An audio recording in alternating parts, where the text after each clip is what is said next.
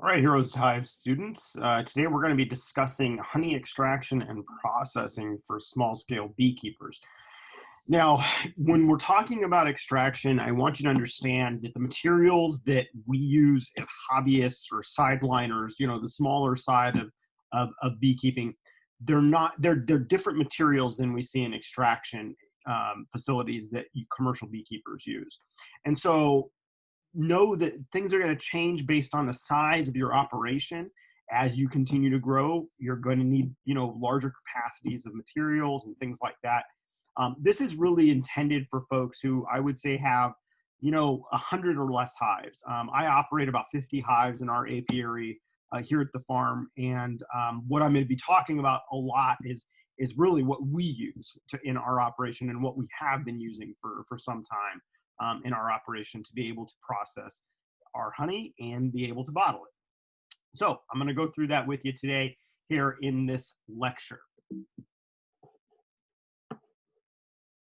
Okay, so the questions that you should consider when you're thinking about harvesting honey really are these. So who do we harvest honey from? Well, we harvest honey from hives that are productive and have produced honey in excess of what the colony is going to need to survive. So we're only harvesting excess honey. We don't harvest everything off of the colony.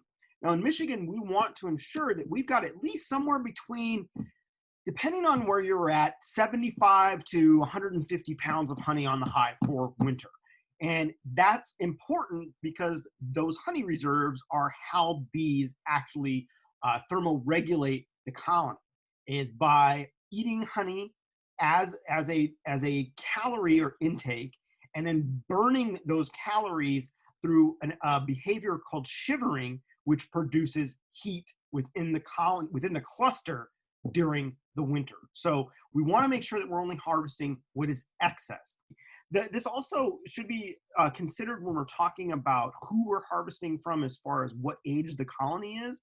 So we're harvesting from strong colonies with excess honey. Typically, those are not first-year colonies. Not to say that you can't harvest honey off of a first-year colony, but it's typically not what happens. Most of the time, that first year is spent building infrastructure for the colony. So drawing wax frames and storing food in them. And most of the time, first-year colonies, especially when we're talking about things like packages, and nukes, those normally are not going to be getting to the size where you're going to have a lot of excess honey, which is also why overwintering is so important, because those second year and beyond colonies is really where you're going to get a lot of your honey from. All right, the next thing we need to ask ourselves is, what do we harvest? So we're harvesting capped honey from honey supers. We're not harvesting from brood chambers, and we're harvesting capped honey because the water content of capped honey is 18% or less. And that's really important because that level of water content is actually the point at which honey will not ferment once it's below that water content level of 18%. If it's above that, the honey can ferment into alcohol. And I've actually seen over the years folks that have bottled honey that has too high of a water content. Primarily, most of the reason why is because they're harvesting a bunch of uncapped frames that have really not had enough time to be dried down. And then that ends up fermenting in a bottle if it's not sold in a relatively quick amount of time. Now, this doesn't happen overnight. It is a process, but that is one of the things that we want to make sure is that we're producing honey that is actually honey, that has that 18% or below water content and is not going to ferment. So we're harvesting capped frames of honey when we're going through and harvesting frames. When do we harvest? So in Michigan, we generally have 2 honey harvests a year. The first is typically in late June or July, after the first big honey flow. So this all depends on where you are and what the resources are available in the landscape. When in previous years, when I've had honey or bees out on, say, an apple orchard, that was one of the sites that we had for years, was at an apple orchard. That's a real early season bloom. And so we would actually have a honey harvest right at the end of June. But it just depends on where you're at. But typically you can see a harvest generally in the beginning part of the summer, and then something a little bit later on, say August or September, is generally when we'll see that. Now, keep in mind that Harvesting is also going to be dictated by weather and things like that. Sometimes you can have a year where you just don't get as much as you have in previous years because of weather conditions. And that is something to keep in mind. If you have a really dry year, the honey flow is not going to be very strong. You may only have one harvest a year. So know that everything that you do with your bees is going to have to be informed by what's happening in the landscape and what's happening in your colonies. But generally, you want to harvest from the three key things are: you want to harvest from colonies that are strong and have excess honey, you want to harvest capped honey, and you want to harvest when it's appropriate. And generally in northern climates, you're looking about 2 times a year. In other areas of the United States, it's going to be very different based on what your floral resources are and when your honey flows are going on. So just keep that in mind. All right, so once we've identified our hives that have excess honey, we're going to want to make a plan for an extraction day. So extraction is not a simple process, and it requires time, it requires equipment, and it requires cleanup because you're dealing with really sticky honey, and it also requires post-harvest handling, meaning you've got to have somewhere to store bulk honey, and then how are you going to be processing that as far as for bottling. So those are things you need to keep in mind. So when you're thinking about this and you're thinking about setting up a time to do all of this, you want to make sure that you're making it worth your while. You're not going to go to all the trouble of setting up an extractor, making sure you're in a clean facility and all of that kind of stuff for 2 frames of honey. You want to make sure it's worth your time. So for example, this is our setup here that you see in this picture. What we have done in the past is that we have rented out commercial kitchens in order to do our extraction at. So you can see that this is a USDA certified kitchen. We bring our extractor in, but all the rest of the materials are already here for us. For those of you that are in the Lansing area, this is the Allen Street Neighborhood Center. They're on on the east side of Lansing as you approach East Lansing.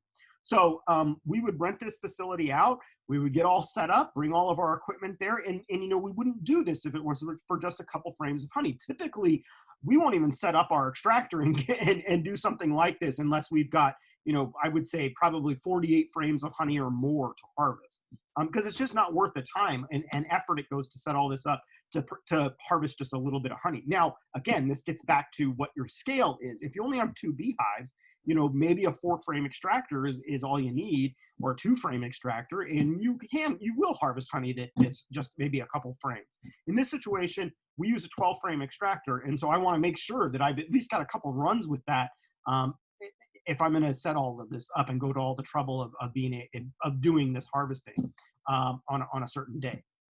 One thing I also want to keep in mind is when you do this, when you harvest honey, you generally want to process that relatively fast, within a couple days. As honey sits, it does have porous caps on there, and it can take on water. So your water content can increase over time. So you don't want to store honey for long periods of time in the frames. You want to get that out of the frames and into bottles as quickly as possible to eliminate any of that water infiltration into the honey. Okay, quick notes about extraction facilities. So this is for Michigan only. So for those of you in other states, your Department of Agriculture is likely going to have some rules on this. And so you need to look into your Department of Agriculture and what they require if you're out of the state of Michigan. If you're within the state of Michigan, these are the laws that pertain to you. So these are the rules. If you produce under $15,001 in gross honey sales, you are exempt from processing in a licensed processing facility. However, even though you are exempt, you must, on your honey label, have it state that this was processed in a facility not inspected by the Michigan Department of Agriculture and Rural Development. That needs to be on the label if you are processing honey in a non-certified facility. Anybody that is producing more than $15,001 in gross honey sales a year must be extracted in an MDARD licensed facility. So if you fall under that latter category, you've got to have a licensed facility that is inspected by MDARD in order to extract honey in it. For those of us who do not sell more than $15,001 in honey a year in gross sales, we are exempt from doing that. So those are things to keep in mind. Now, it doesn't mean that you can just go and extract in a filthy facility because you're exempt from being in a licensed MDARD facility. That is absolutely not the case. You can still get in trouble if there is a customer complaint. Someone gets sick from your product and they go back to the Department of Ag and say, hey, this product made me sick. I bought it from this farm. Here's the product. The Department of Ag will come after you just because you don't have to have a license or don't have to be in a licensed extraction facility. It still means you have to abide by food safety standards. So you still have to harvest honey in sanitary conditions. You can't just do it in some filthy place that you're extracting honey in. So even if you're not using a licensed extraction facility, Michigan food laws pertaining to sanitation, building construction, design, employee hygiene, all of those still come into play. So that's something to keep in mind. Now, in the previous photo, what I said was that, we in the past have used a local food hub to extract our honey in. We rent the facility for the day and we extract all our honey there. Why? Because that's an MDARD certified kitchen that we're extracting in. So we don't have to worry about a lot of those things because it's already a licensed facility that we can rent out. And I would encourage you, if you're in one of those areas of the state that have food hubs that you can rent out, if you can rent out a kitchen and just bring your own extractor, that is a really great thing to do. The other avenue for this is if you do not have these materials, typically your local bee club is going to be where you're going to access them at. Some bee clubs have extractors you can rent. Some bee clubs have a kind of a point person, maybe that has a licensed facility, a licensed honey house that will allow members to come and extract at. So there's some options there. But if you are looking for an extraction facility that's really clean and say you have your own extraction equipment, the food hub route is a really great route. We've been using it for years and it works really, really well because we know that if something were to happen, we did this right. We were following sanitation guidelines and we were using a facility that is clean. Now, if you want to do it in your kitchen, that's fine. Just make sure that you're practicing good hygiene. You're making sure that you're treating this like the food item it is. This is something you're going to sell to consumers and you want it to be of the highest quality. All right, so once we've determined that we have enough honey to make it worth our while to harvest, and we have a facility to extract in, whether that's our home kitchen or a food hub that we rent, our next step is going to be to pull supers to move to our extraction facility. Normally, I usually will do this the night before. So the day before, because it's a full day activity of pulling honey supers, go out, pull all the honey supers that we're going to harvest on, bring them to the extraction facility that we're going to utilize, and get them staged for the next day's extraction. So when you're pulling honey supers, there's going to be a process to this. It's not generally something you're gonna do it like the night before extraction, or depending on how you're removing the bees, you may have to do this a day or two before to get the bees out of the colony. And so we're going to go through some of the ways that people pull supers, meaning how do we get the honey off of the hives with bees in a hive. So couple of the devices that they use we're going to cover. So one of the devices that a lot of folks use are fume boards. So the fume board, really what it uses, so the fume board, the way it works is that it utilizes a volatile chemical, and those volatile chemicals are typically benzaldehyde or butyric anhydride would be the compounds that are used. And what they're used to do is they're used to move bees down into the hive out of the honey supers. The products that you'll typically see, the trade names are things like Bee Quick or Bee Go, would be what the compound is that you're using, that volatile chemical. What you do with that is you place the fume board treated with the volatile chemical on top of the honey super before you plan on harvesting for about 5 minutes. So you basically treat it, put it on, let it sit for about 5 minutes. The compounds are going to irritate the bees and they're going to move down into the lower hive bodies, and they're going to allow you to remove that whole honey super without any bees in it, or very few bees in it. You're always going to have a few stragglers, but that's a really easy way to do it. So you basically just put the compound on the board, put the board on, and it pushes the bees out of that super. So that's one way to get bees out of the super so that you can harvest that honey.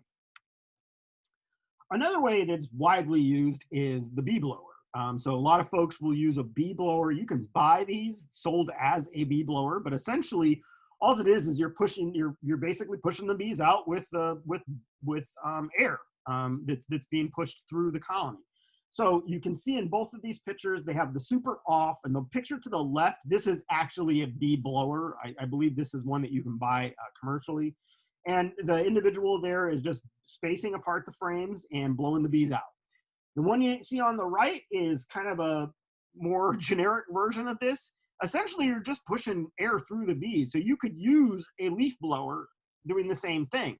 The nice thing about the leaf blower and the other bee blower as well is that they have rheostats in them, which are basically kind of they're sensors that are position sensors, and so you can adjust the velocity of the air going through the colony by using either one of these devices, which is really nice because, blowing 80-mile-an-hour winds at your bees is not always the best thing. It doesn't take a lot to get these bees out, but that's another way that you can get bees out of your super.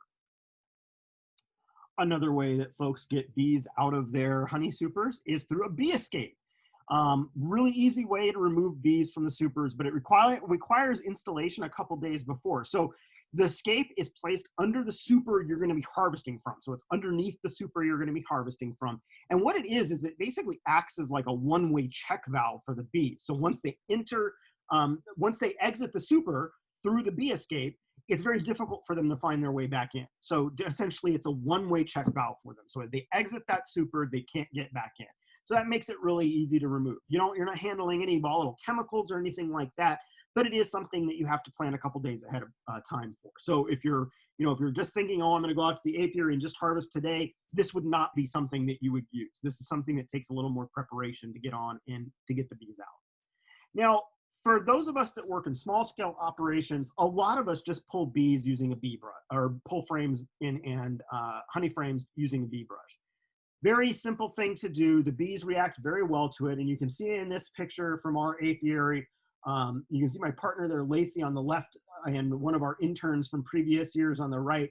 And they're harvesting honey from this apiary, and they're using the bee brush. They're taking out each individual frame. You can see that's a cap frame of honey, and they're just brushing the bees off gently. Generally, in honey supers that are capped, you're not going to have a ton of bees.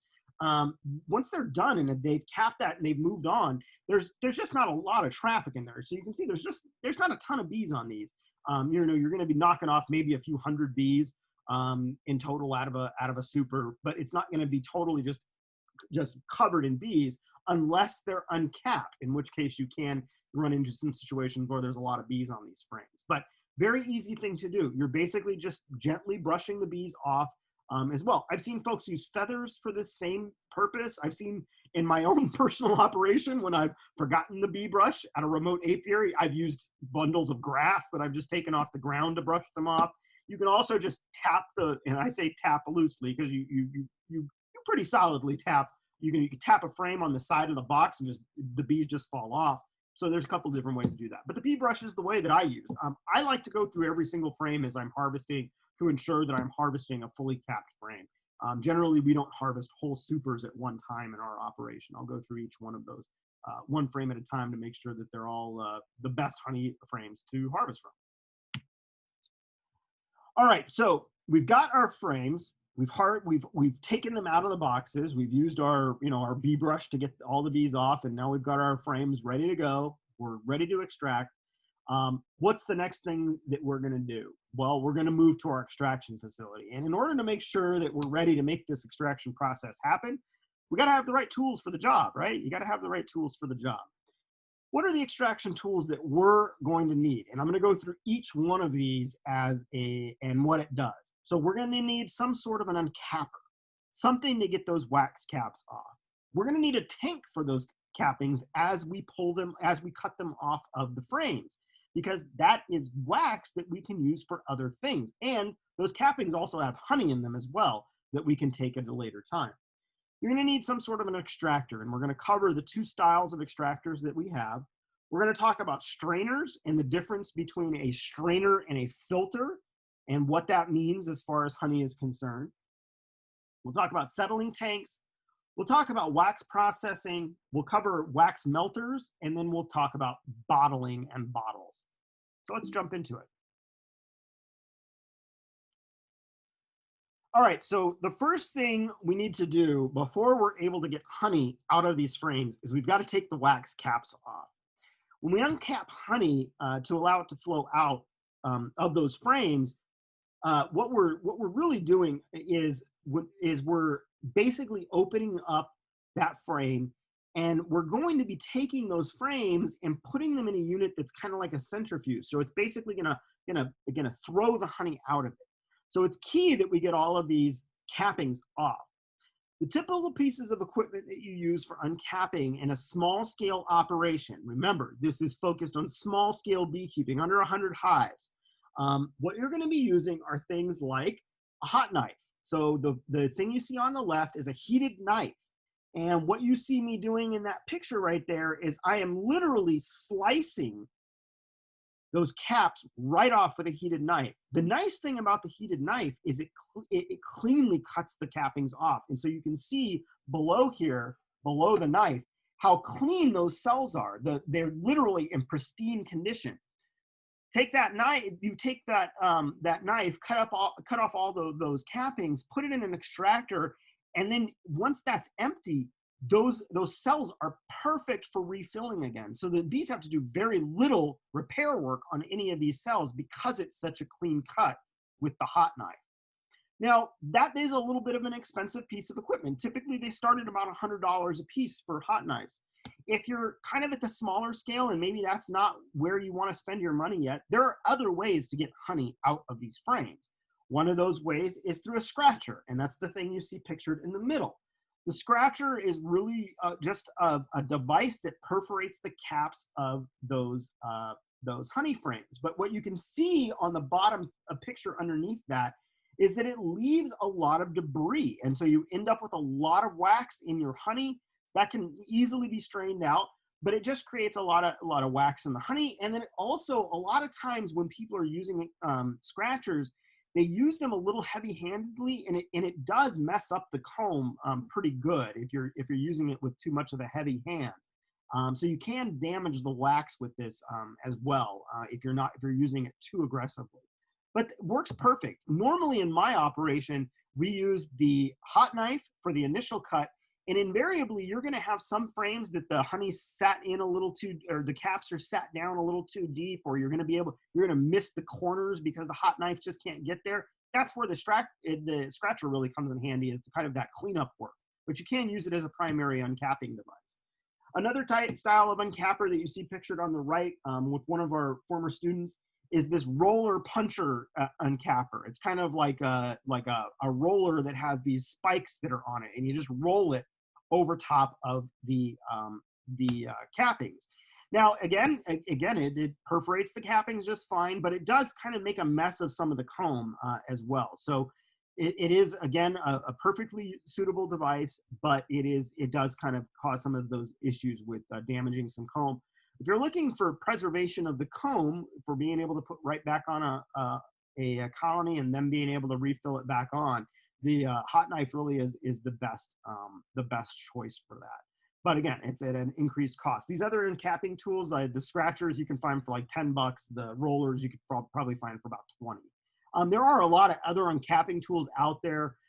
There's been a few that have come out over the years. I've seen electric planers that are out there that are real nice, heated planers, all sorts of different things.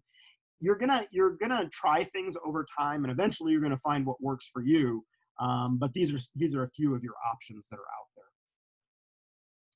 All right, so when you're uncapping, you generally want to do this over some sort of a tank. And that's because the cappings that you're pulling off, one, they're going to have honey in it that you can recover. Two, the cappings are the wax that you're going to be using for value-added products, like your lip balms or your candles or things like that. Wax is a highly desirable product. One thing I have a lot of students will experience when they first get into beekeeping is you're going to tell folks that you have beeswax, and people are going to jump on you about it, meaning that they're going to want to buy it. Beeswax is not a very valuable product. It really doesn't fetch a very large amount of income for what it's worth to you as a beekeeper. I will tell you this, we do not sell beeswax. No way. It's way too valuable to me, and I can't get enough per pound to make it even worth our while. That wax that you're collecting, although again, can be, when it's turned into value-added products, can be very profitable. And that's one of the reasons we don't sell it, is because we use our wax in our value-added products.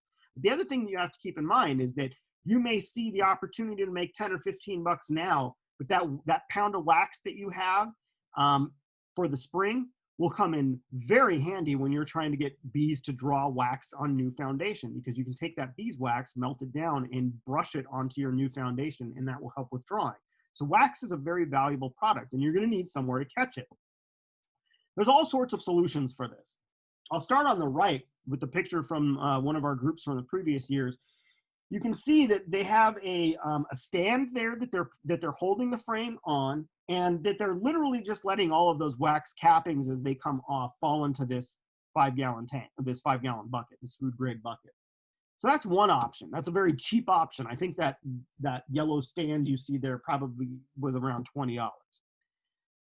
If you're looking for something that is a little different, so the limitation to the bucket is that everything goes in there, honey and wax. There's no separation there. So you have to separate that at a later date with some sort of a filter, or a strainer rather. With the other two situations that you see here, the one in the middle is a setup that you can buy from most of your commercial beekeeping supply companies. It is just an uncapping tank is what it's called. That wood bar across the top is for you to be able to set your frame on as you're uncapping, and then the wax just falls in the container below. The nice thing about this that you can see is it has a straining grate at the bottom, so the wax stays up top and the honey goes to the bottom, and it has a gate valve on it that you can open up to strain your honey out of. Really, that's a nice option. That's not something that you have in the 5-gallon bucket, but I want to say that setup is about $100. The next one that you see here to the left is one that I really like. This is something that somebody made out of a stainless steel sink. So you can see that this was a sink. It's got the wash dry rack on the right, or I guess it's on the far side of the picture, and then the sink on the near side of the picture.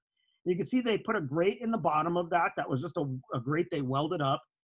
And you have a 5-gallon bucket underneath that drain. So they're only using this for uncapping. So what they're doing is they're uncapping in the sink. It then drains down through the sink drain, the honey does, into a honey bucket below, and the wax is kept above with that grate. I also really like this because you've got the ability to have a super right there next to it. I have been on the lookout for one of these sinks for quite some time, for the single bay stainless steel sink for this purpose exactly. I have not come across one yet. If any of you know of one, let me know. But it is a really nice setup. I really like that as a tank for cappings. All right, so you've got your frames uncapped now. Now you're ready to extract. There are two styles of extractors and two modes of operation for these extractors. So first, let's talk about the modes of operation. So you have the choice between hand crank extractors and electric motor extractors. Let me just tell you from experience, if you only plan on keeping 1 or 2 beehives, a hand crank extractor may be fine. But it is a hand crank extractor. If you are an individual that has any sort of physical limitations that prevent you from turning a crank for long periods of time, that's not a good option for you. Spend the extra couple $100 and get the electric motor attached to it. I've seen lots of folks that have used, adaptive things to be able to make this work on the hand cranks. I've seen folks that have kind of modified the hand crank to be able to accept a power drill so that they can just run a drill on there. You run through your drill brushes pretty quick when you're doing that, but it is an option. But I would say that if you plan on beekeeping for any length of time and are going to be making the investment into an extractor, it is worth the investment to get an electric motor.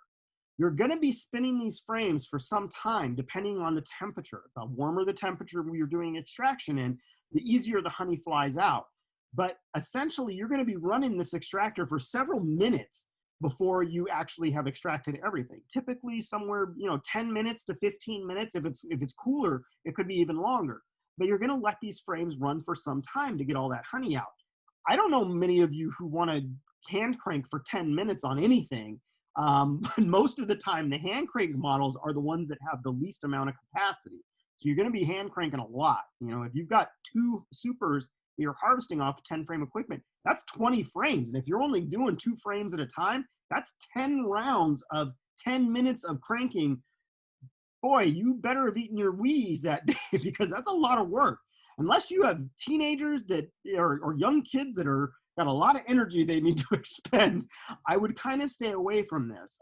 It is an entry level, price. You can get these hand crank extractors for pretty cheap, but always plan on the future. That's one thing that I got a bit of knowledge from Dave Anthony, who many of you may know from AWS Bees here in Michigan. Longtime commercial beekeeper. He's a veteran as well, and when we always have conversations at these bee conferences, and I'll never forget Dave telling me when we were at his facility, he told me, always plan for the expansion. You're going to always, invest into something, and you need to make sure that that investment is going to suit you, 5 years from now. And so when you're thinking about dropping money for an extractor, make sure you're dropping something that you're going to be able to grow into. When I bought that 12 frame extractor, well, we got it from a Farmer Veteran Coalition fellowship. But when we got that fellowship, we really didn't need a 12 frame extractor at the time. Well, I think at the time we had 5 beehives that we were operating, but we knew we were going to be expanding. And so we bought the size that would accommodate us where we were going to be. And now that we're at 50 hives, this is the right size extractor for us. A 12 frame extractor suits us just fine. I can harvest generally through each harvest. I can harvest everything in about 8 hours with this setup. So something to keep in mind. Now, when it comes to the orientations of these types of extractors, there's going to be 2 orientations as far as extraction is concerned. There are tangential extractors and radial extractors. The difference between the 2 is this, and you can see from the diagram at the bottom of the right over here how this works. Tangential frames are where the frame sits parallel to the side wall of the extractor. So as the carriage is spinning in the middle of the extractor and the honey is flying out against the side walls of the extractor, on a tangential setup, you are only extracting one side of the frame at a time because it's oriented parallel to the side walls. So what happens on a tangential? You spin this around, you extract one side, you turn the frames around, and then you extract the other side. So it does take, twice as much time to extract the same amount of honey in a tangential extractor as it does a radial extractor. And the reason is, and you can see from the picture, is the radial extractors, the frames are oriented perpendicular to the sidewalls, meaning that both sides of the frame are extracted at the same time. So the honey, there's no need to flip frames around or anything like that in a radial extractor. It all comes out at once. And so that's a really nice feature. Your smaller, cheaper extractors are generally going to be tangential. As you get up in price and you get up into electric extractors, most of those are radial extractors. And that goes true for, that's true for most extractors once you get past that kind of smaller entry level point, is you're dealing with radial extractors at that point. So those are your 2 options. Again, I would encourage you to think about the future. If this is something that you plan on doing for some time, you plan on growing the size of your apiary, make sure that you're looking at something that's going to serve you well. Now, I will also say this, the price of extractors has come down on some in recent years. You can get a nice 12 frame extractor for about $1,000. So it is a big investment, but it's an investment that you're going to generally make once. And you'll use that extractor for many years. So it is a critical piece of equipment. Can be a little expensive, but make sure when you're looking for the equipment that you find something that suits your needs and the needs of the future. Don't just buy it because it's cheap. You know, and oftentimes you can get yourself into some situations. Also, used extractors are all over the place. I know a lot of our students in the past have found lots of great used extractors, including antique extractors that are around here. I mean, Michigan used to be the #1 beekeeping state in the country for decades. And so there's a lot of old equipment hanging around in barns in Michigan. So just keep that in mind. Okay, so I just wanted to show you what this looks like in this video that we have from an extraction day at our own facility. So this is a radial extractor. And for those of you that have never seen the extraction process, what you're looking at in this video is the frames are spinning around. And what I want you to pay attention to is the sidewall up here. So you're going to be seeing the honey actually flying out of the frames and landing on the sidewalls. And then what it does is it accumulates on the sidewalls, runs down to the bottom of the extractor where you have a valve that you can open up to harvest that honey from the extractor. So let's take a look at this. So you can see up on these sidewalls that stringy honey coming out, being spun right out of there.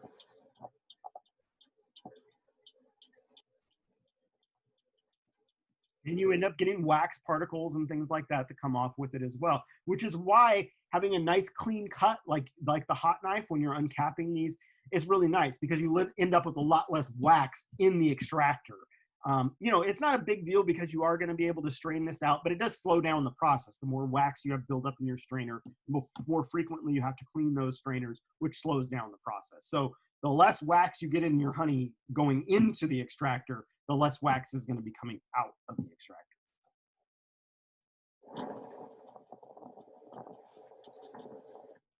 Oops.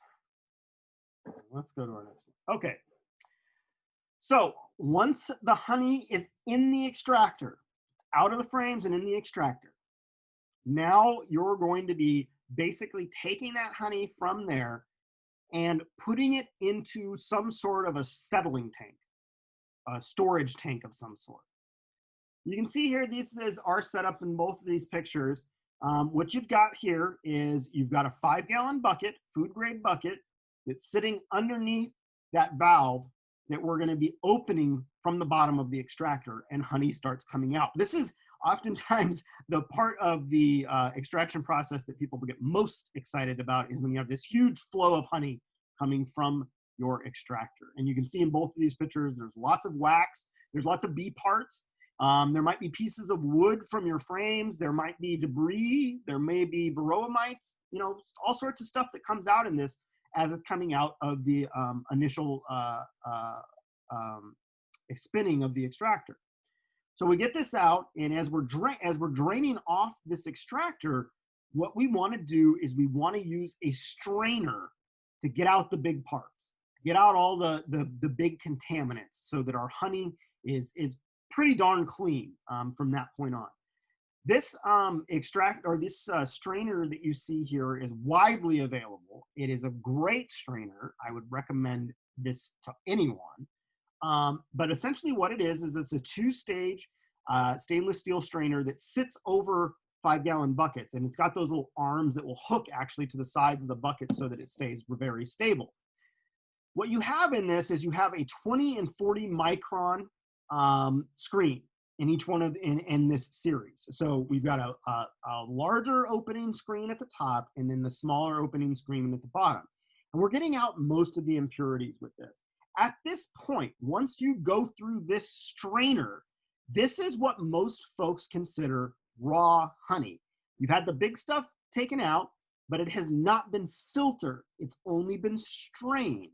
And so because you want to just get those big bee parts out, you know, you've strained everything out of this, for the most part, the larger material, but you still are going to have pollen grains that are in the honey after this point. The honey's never been heated to this point, so this would be considered raw honey after this strain. Oh, and look at that. I didn't even know I had a video embedded in there, but you can see that is the shot that everybody looks for, is that sweet nectar, that sweet honey coming out of that extraction unit. And again, you can see all the wax that's coming off with this as well. So something just to observe.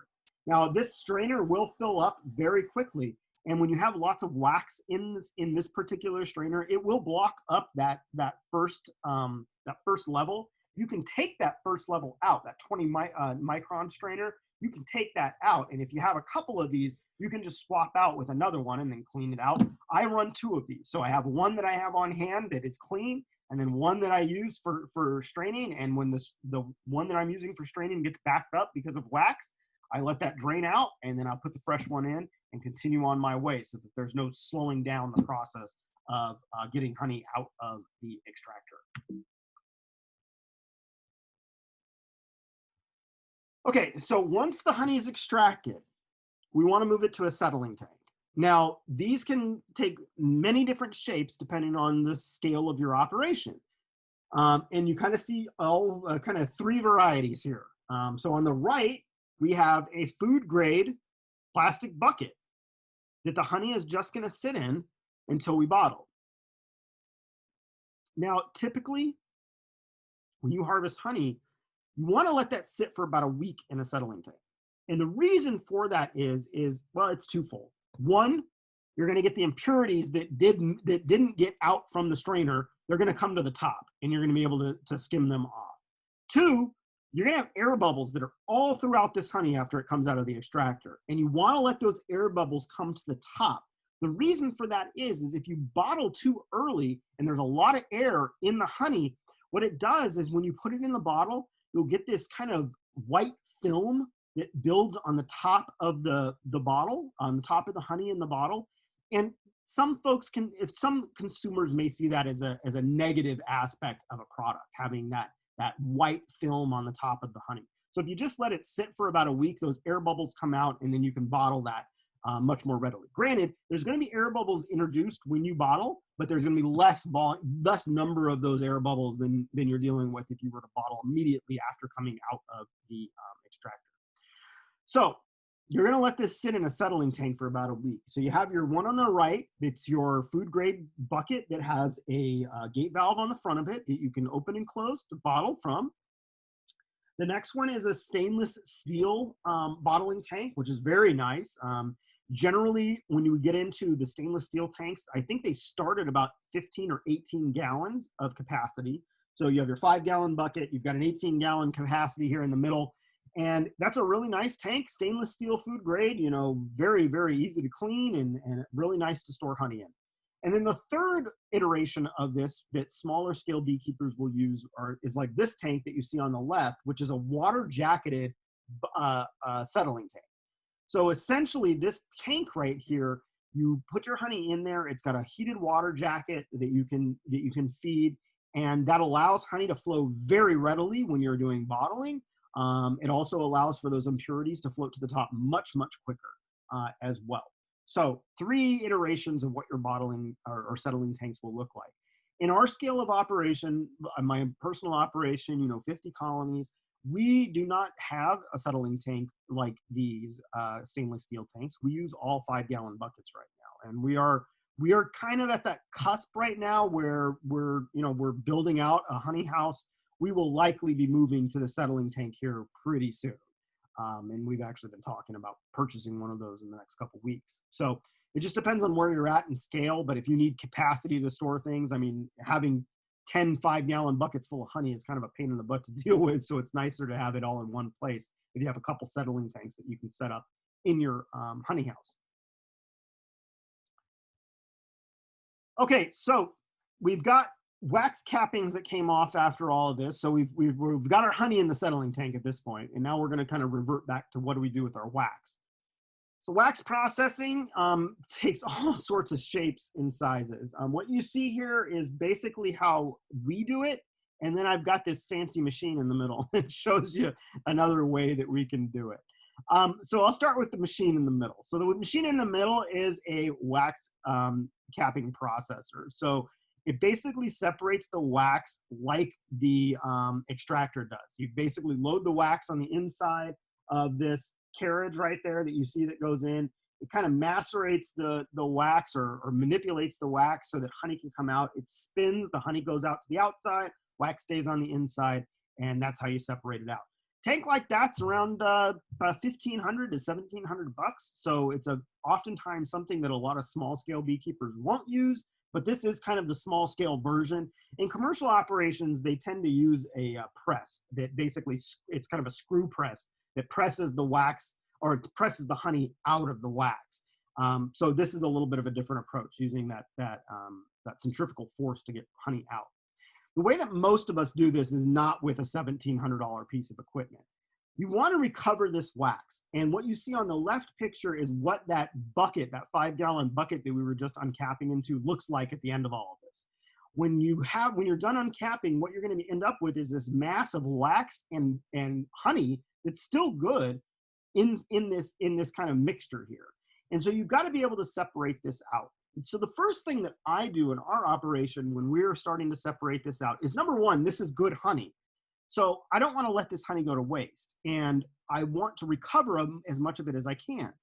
What I generally do is I will take the wax that's in the bucket, and I will, let me go back 2 slides, and I will use this wax, this strainer here, and I will take that material right here that's in this bucket, and I will put it in the strainer, or in that strainer. I will take that top filter out, the 20 micron, and I'll just load that bottom one with this material. And I'll let it sit over a 5-gallon bucket with a piece of cloth over the whole, the top of it. I'll let that sit for about 3 or 4 days. And what will happen is, over time, in a warm environment, you wouldn't put this out in the garage or anything like that where it may be cold this time of year. But you're going to do this in a warm environment, so somewhere in your house you can let this sit, and over time that honey will just drip out of there. Most of it will. You can then recover that honey, and that's the honey generally that we use for ourselves, because it will have, you know, some other stuff in there as well. But once you get that separated, now you have wax that has still some honey in it, so it still needs to be cleaned up. So what we do after we've done that straining process is then we take all of the wax that's left over, and then we put it into a big bowl and add water to it, cold water. The reason you use cold water is because wax will start to get very malleable and melt in hot water. So you use cold water for this activity.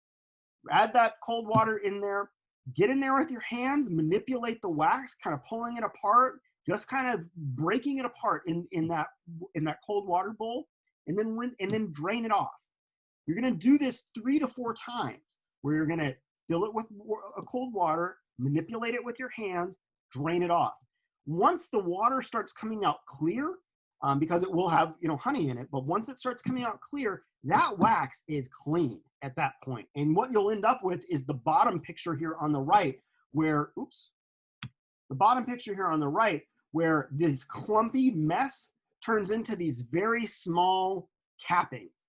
And it's almost like once that material, so after you get to this point, you're going to drain off the water, and then you're just going to lay this out on some sort of a drying rack. Cookie racks will work fine if you put paper towels over them so that the wax doesn't fall through, but you just want it to set out and dry for a period of time. So you're going to spread it out and let it dry. And what it'll turn into is kind of this real flaky, fine wax material. And it is the highest quality wax that you're going to get at that point, as far as what you've taken out of the hive.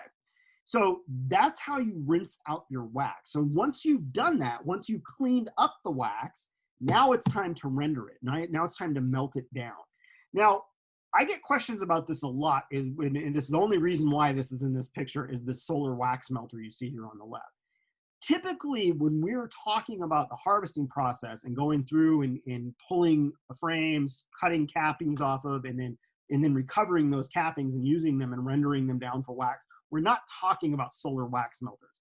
Typically, solar wax melters is where you put your really dirty wax in that you're taking off of dead outs or, you know, things like that. You put it in there, and the wax melter essentially works with, you know, solar energy. It melts the wax. You have a galvanized baffle in there that essentially kind of screens out a lot of the bulk materials, and then all the wax kind of runs down into this pan that you see here on the bottom. These are widely available, lots of plans online for them, but it's not typically what you're going to be using in this situation. What you're going to be doing after we get those nice clean cappings from washing is you're going to be rendering this wax down in say like a double boiler or something like that. So what we have here on the top picture is basically a double boiler that's sitting over there. We put all of our wax material in there and let it melt down. Now there's still a lot of impurities in this wax at this stage, even though we've gone through the trouble of washing it out, washing all that honey out. So what you're gonna have to do at this point is you're gonna have to filter it through something. And what you see that we've done here, this can be in all sorts of different shapes and sizes as far as what you've got. If you really focus on getting clean wax, you want to be able to screen that through cheesecloth at this juncture. So you melt this down in a double boiler, and then you can get yourself some kind of mold. You know, they sell honey molds, they sell all that kind of stuff, but you're going to need to filter this through cheesecloth at this stage. And you can see that we basically take our pot. We've got two milk crate or milk containers there that have been cut in half. We put our cheesecloth over top of it. We pour our wax through the cheesecloth. That pulls out all of the big impurities, the last kind of stuff that's in there. And then the result is the wax that accumulates in the bottom there is going to be very clean wax for the most part. If there are impurities that are missed through that process, what you'll end up with is what you see on the bottom here is most of that will cake down at the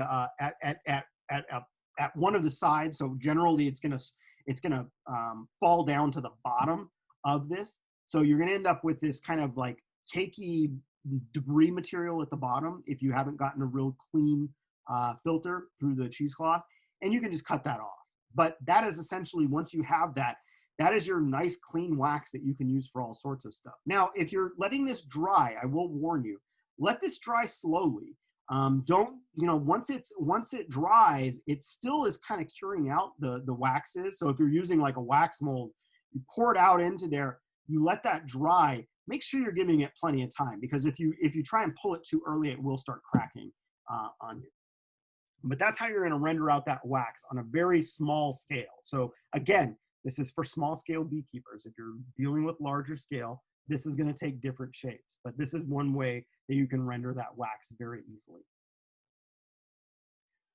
All right, so the next thing that we've got to talk about is bottling. So you've got your wax taken care of, you got your honey all in your settling tanks, now we're ready to bottle. And at this stage, you have a choice. So you can bottle what you have now, you having used the 20 and 40 micron screens, or if you want to go a step further, which is typically what the commercial folks will do, you're gonna use a filter. And the filters that are available for honey are typically 200, 400, or 600 micron filters.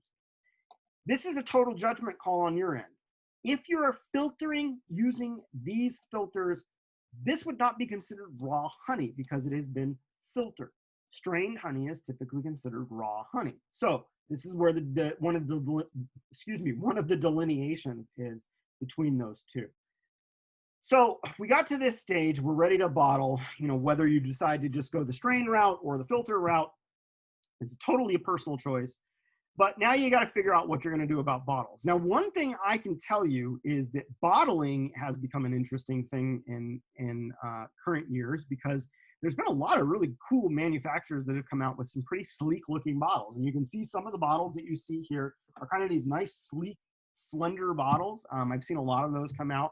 But bottling, just like everything that comes beekeeping, there's a lot of personal attention to this. And so depending on what market you're in, what your customer base looks like, will probably dictate what kind of bottles you use.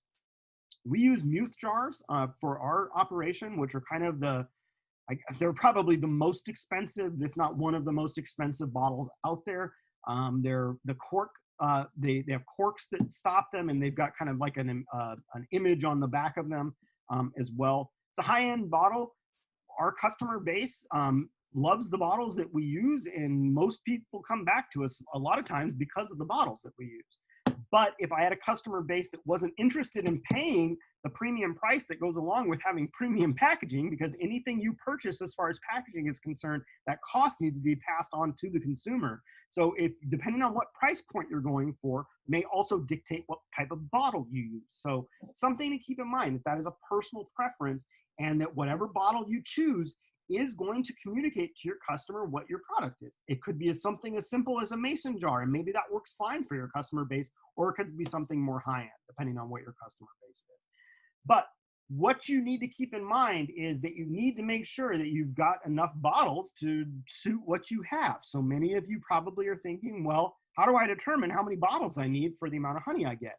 And the way that you do that is knowing that for every gallon of honey you harvest, you are going to get somewhere between 12 and 13 pounds of honey. Now, it's 12 pounds is kind of the exact estimate, but there's a little bit of room there, wiggle room there. But 12 to 13 pounds of honey per gallon, meaning that you would need 12 to 13 pound bottles in order to accommodate the honey that you have in that situation. So, things to think about. Order your bottles early. I will tell you that much. Everybody, you'll notice in beekeeping that all of us need the same things at the same time. So generally, you want to make sure that you have these things before everybody needs them. So always make sure to plan ahead of time. We're dealing with this right now, where we kind of waited a little too long on bottles this year, and now we're struggling getting the bottles that we normally have because everybody is bottling right now. So keep that in mind. Okay, so we're getting into some of the labeling requirements now. You've got this honey bottled, you want to sell it. This is what you've been working all this time to get to, is having honey that you can now either consume yourself and your family can consume, or something that you're going to be making some money off of to recoup some of those expenses that you have that have gone into your beekeeping operation. So before you sell honey, you have got to affix the proper labels to the bottle. And depending on where you're at, these could be different. This is what is applicable for the state of Michigan. Again, for those of you out of state, you're gonna contact your Department of Agriculture, and they're gonna be able to tell you what you need to have on your label to be within state guidance or state regulation regarding the labeling of food products. It could be different in every single state. This is what's for Michigan. So the specific requirements that we have in the state of Michigan that have to be on your label are the name and address of your operation, complete address, the name of the product. And that may seem ridiculous, but you have a product in a bottle. It has to have something affixed there to denote what it is. In this case, it's going to be honey. The net weight or volume of the product. So it needs to say that it's got 4 ounces of honey or 1 pound of honey, depending on what bottle size you're using. And if you make any nutritional claims, you must follow federal guidelines for proper labeling pertaining to food products if you are making nutritional claims. Okay? So you want to make sure that you follow this clearly. Now, one thing that you need to be aware of is that if you do anything to your honey, infuse it, add a piece of cinnamon to it, whatever, if anything goes into that product that is not just honey, these labeling guidelines are different, and we're not going to cover that. But you have now altered that product. It is no longer honey. It is adulterated honey. And so the labeling requirements will be different. Okay? So just make sure if you decide you want to do anything different, infuse honeys or whatever, you make sure you contact your state Department of Agriculture to make sure you're following within proper labeling guidance. I know this might seem like just a pain in the butt to deal with, but keep in mind, you are a farmer, you're a beekeeper, and you are subject to the same laws as all other farmers. And when it comes to food labeling, this is a very important part of agriculture, is making sure that your products are properly labeled. And you can get yourself into some trouble if they're not properly labeled. Okay, so what are some of the other requirements that we have in Michigan? So we talked about the labeling and the fact that you need to have your name, your product, your volume or net weight. And what does this need to all be in? So if necessary, the label is also, so another additional piece of this is that you're also going to have where this has been processed. So if you process this in a licensed facility, that's fine. Then you processed it in a licensed honey extraction facility. You don't have to put that on there. But if you extract it in anywhere else other than a Department of Agriculture certified extraction facility, you need to have this statement. And we talked about this before. There's two different iterations of it, but you need to have this statement in 11-point font in a color that provides a clear contrast to the background of your label, made in a home kitchen that has not been inspected by the Michigan Department of Agriculture, or processed in a facility not inspected by the Michigan Department of Agriculture and Rural Development. That has to be on your label. If you did not process in a certified extraction facility. Now, that is something that is very easy to put on. Most of us are going to have someone design our labels, or if you're lucky enough to have a designer in your family or something like that, they're going to design the label for you. Just make sure you have all the right information on there before you go to the trouble of ordering labels. This is a very simple thing to address. There's nothing that I've listed in these last two slides that's cumbersome. You just need to make sure you have the information on the label, okay? Very easy to do. The last piece of this is the nutritional facts. So all products sold in the United States must have a nutritional label. However, small businesses can file for an exemption annually to this. I know a lot of folks that don't use this label, and that's fine. It is your own prerogative is what you want to do. But this is a pretty easy one because you literally can just buy this from almost all of your beekeeping supply companies by the roll. These are already made up. There's nothing you have to do. You just got to buy the label and put it on the bottle. So if you are one of those folks that wants to make sure that you have all the right things on there, here's the other label that you need to have on there is your nutritional facts. But again, you can file for an exemption as a small business. So just keep that in mind. All right, so we've got it bottled. It's ready to go out to the consumer. Yay, we've got all of our product done, processed, and out the door.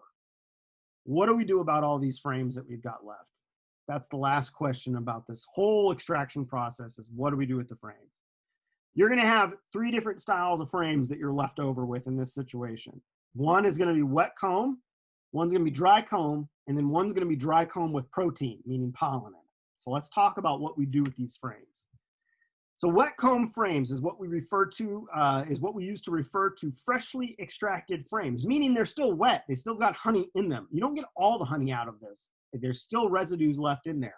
And so you want to be able to utilize these. What are some of the things that you can do with this? So early in the season, if you harvest in July, the first thing you should do is right after you get done harvesting, you should go and put these back right on your colonies.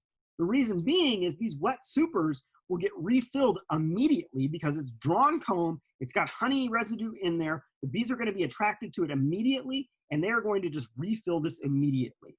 I have had in many situations where a wet super, meaning a super that's full of wet comb that's been freshly extracted, could be refilled in as short as a week.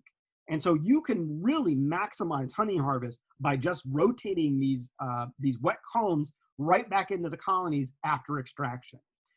The other thing you can do, and I've seen lots of people do this, is just let their bees rob out the frames to clean them up.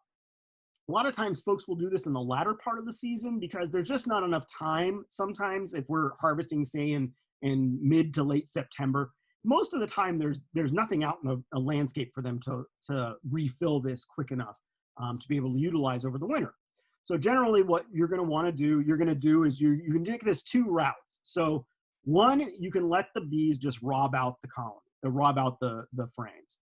If you're going to do this, you have to be very careful because you can start a robbing frenzy if you do this in your apiary. So if you're going to let bees rob these frames out, you're going to want to put them, I would say at our farm, I'll put them, several hundred feet away or, behind a tree line or something like that away from the colonies so that it's not near the apiary and is not going to induce a robbing frenzy in that apiary because there's all this honey available nearby. The other way that you can do this, if it's late in the season and you want to just get these frames cleaned out for storage, because that's what you would be doing in the robbing situation, is you're just trying to get them to clean this stuff up so that you can store it over the season, over the winter season. The other thing that you can do is you can put this, say this wet super back on a colony late in the season and just let the colony clean it out so that it's not a robbing situation. And the way you do that is you take your inner cover, you put it on the top of the colony, on the hive that you're going to let rob this wet super out of. Put your inner cover on, and then you put the wet super right on top, and then your top cover on that. And what they'll do is the bees will come up through the inner cover, take the honey that's left over in that colony, and then, or in that box, and then move it back down into the colony. This is a technique that a lot of us use for situations where maybe you have frames that are partially filled out at the end of the season and are just not going to be are not going to be able to be filled out and be usable over the course of the winter. There may be a little bit of open honey stored in them. You can put that above your inner cover, and they will move it down into the colony to help clean that out. So that's two ways that you can deal with that. And what you end up with in both situations is dry comb. You end up with this situation where you have frames that are just literally dry drawn comb. Now, we've talked about this a lot over the course of the season about how valuable drawn comb is.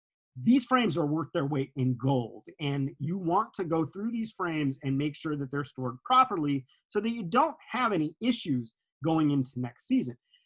The big things when you're storing dry comb over the winter is that generally the big pest that you're going to have an issue with, if it's just comb, and I'm going to tell you what we do with things that have protein in them, meaning pollen left in them. Sometimes you will have frames that will have pollen in them that were honey frames. So if it's just dry comb, your big pest is going to be mice, getting into them in the winter and making nests in between them and fouling up all of this beautiful wax that you've got here.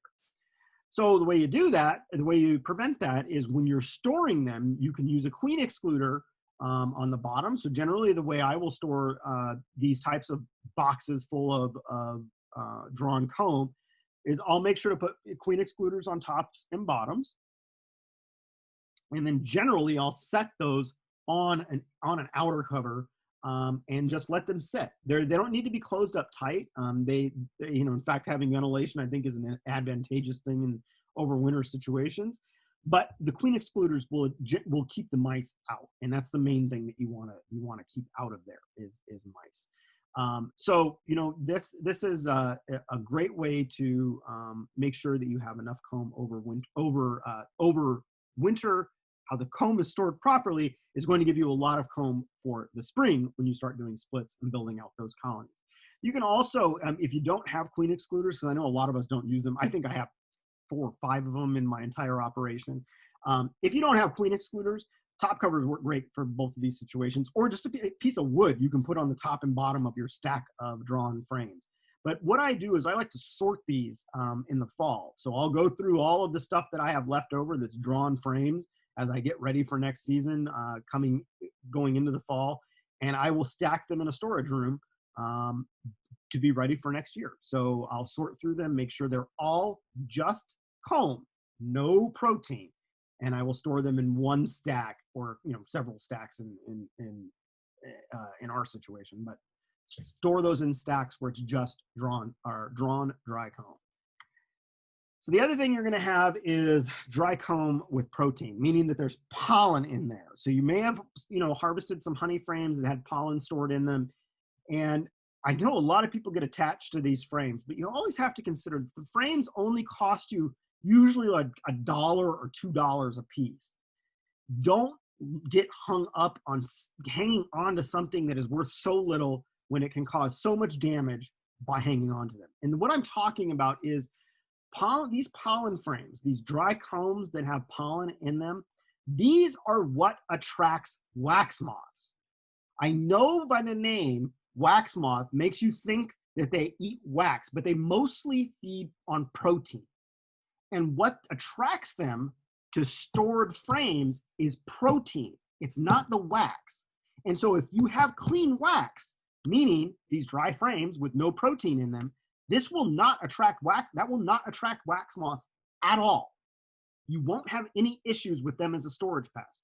But if you have one frame in that 10-box stack that you've got of dry comb, that will attract wax moths. And if you get wax moths in there, they will foul up everything.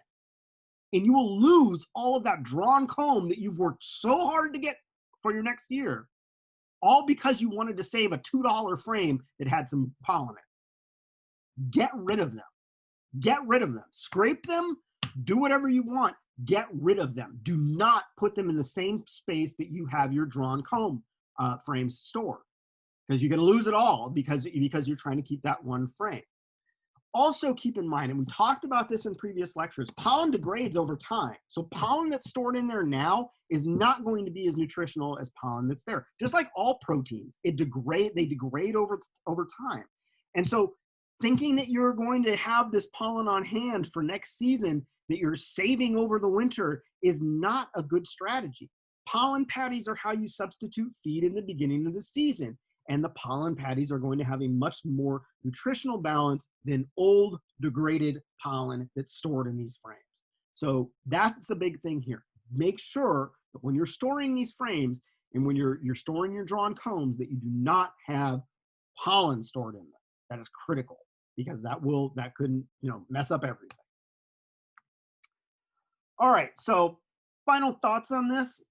You're all working towards this goal, right? The goal of all of this in keeping bees is to, well, one, keep our bees healthy, make sure we're offering pollen services to the larger agricultural community, but it's really also getting honey. And that's really the reward that a lot of folks are looking at. It's very gratifying to be able to have tea with your honey in it every day. It's a very gratifying thing. And what I really want you to just understand is that through this process of becoming a beekeeper, getting into extraction, this is kind of the final step, in becoming a beekeeper, is that harvest. A lot of people look at that as like a final goal. Make sure that you're setting yourself up for success. If you are just getting into this, I would not recommend dropping a couple $1,000s on extraction equipment. What I would recommend is working with your local beekeeping club and talking to folks who already have this equipment and having them help you extract those first couple years. Once you get to the point where you've got this figured out and you have really decided, one, that I can get bees to survive every year, and two, that now I am ready to really invest into this business and expand, that's really when you should be looking at getting lots of extraction equipment. Up until that point, I would say rely on individuals in your local bee club. Normally with Heroes to Hives, and we are kind of working on a strategy for this, we may get to the point where we're able to open up extraction facilities to all of you. We're not there yet, but that is one of the longer term goals for those of us here in Michigan. So, there's options out there, but I would say that, no matter what you're doing, make sure that you're, if you are getting into this extraction process and you are getting ready to kind of make that next step, I think the best advice I've had was, like I said earlier, from Dave Anthony, make sure you're planning for that expansion, because if this is something that you're going to be doing long-term, you're invariably going to grow. Beekeeping is a very slippery slope. Once you get those bees to survive the winter, those 2 colonies turn into 4 or 6. And then the next year, those 6 colonies turn into 12 or 18. And the next year, those 18 colonies turn into 30 or 40. And the next year after that you're either deciding, boy, do I want to keep increasing, or how am I going to move forward with this? It is a very rapid process once you start getting bees to survive. So make sure you're planning for that expansion and that growth if you are going to spend the time and the money to invest into extraction equipment. Hope you all enjoyed this, and I will see you in the next lecture.